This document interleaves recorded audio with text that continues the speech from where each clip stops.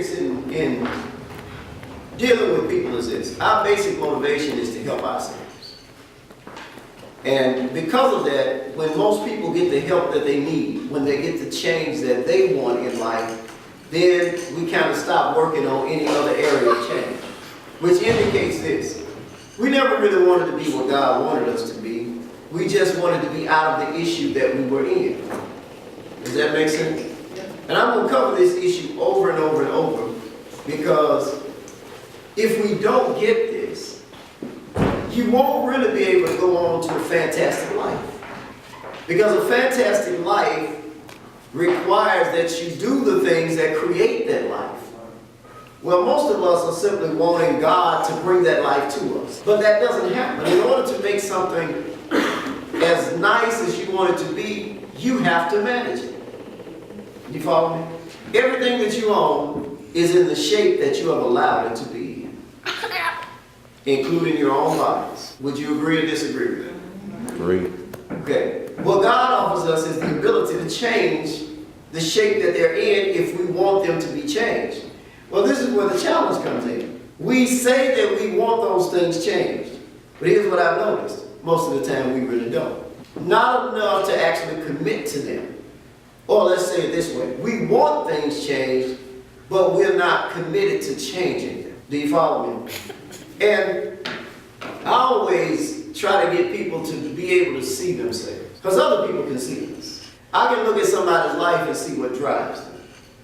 You follow me? And I believe you can too. You see what they're doing and you tell what's important to them. Most people are highly moved by money, regardless to what they say. They're moved by money. And a lot of people, because of their emotional condition, are actually moved by how they feel.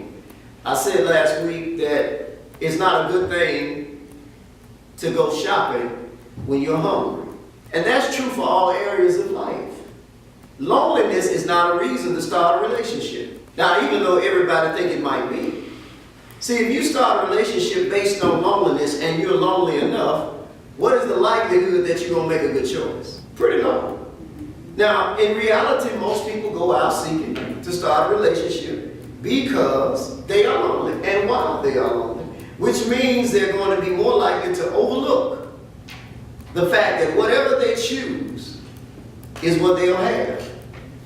And then the beginning of what you have for this reason. I'll give you this example about food. If I go out while I'm hungry in the grocery shop, I'll buy a lot of things that look good and are going to taste good at the moment.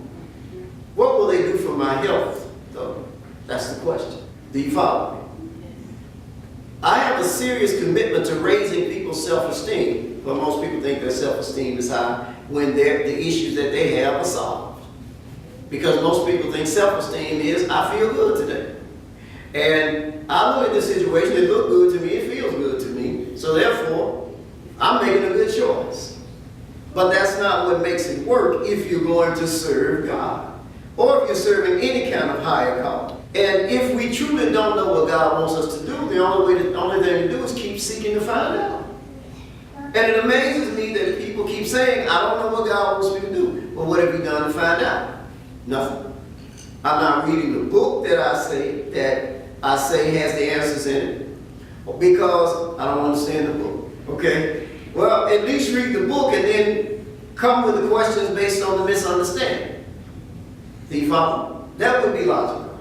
But even with an institution like ministry, with doing what I do, you don't get a lot of questions from people who have read and say, I don't understand this, can I get an explanation? Because in general, people are simply seeking to get by. Okay? And if your motive is to get by, you're going to live a get by life.